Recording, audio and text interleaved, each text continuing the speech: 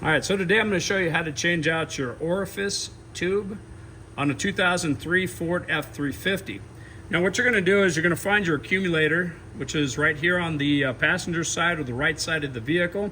And right in front there is a connection point right here, and that is where your Orifice tube is going to be located. All right, so what you're going to do is you're going to push down. There's two tabs right here. So this tab that pushes straight down, and there's one on the other side identically. And then what you're going to do is you're going to push it down just like that, and it slides right off. So you're going to push back right here just like that and pull straight down. What we're going to be using is a master disconnect set. The size that you're going to need is a 5/8.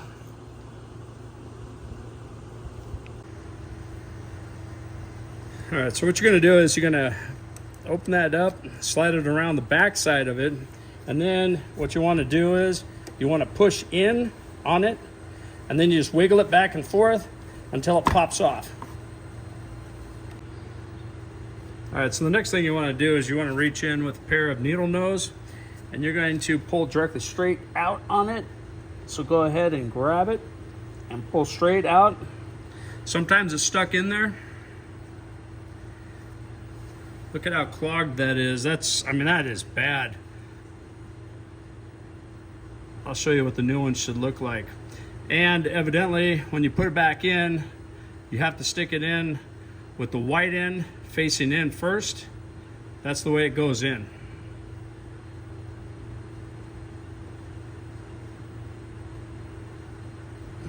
All right, so here is the old against the new.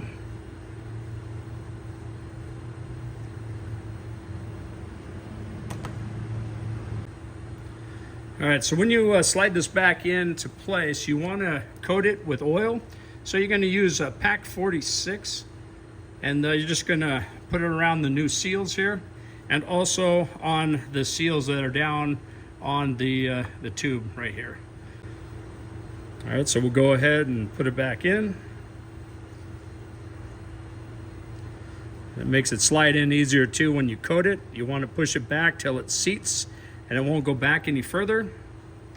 Again, you want to put the white end in first.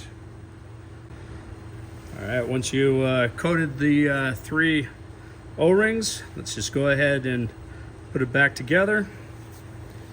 Go ahead and slide it in, and you'll probably have to wiggle it back and forth until you hear it lock. You want to hear it lock, pull back on it, make sure it's locked into place. Okay, and then before installing the bracket, you want to just, I just clean it up really quick, get any excess oil off of it, and then go ahead and install this.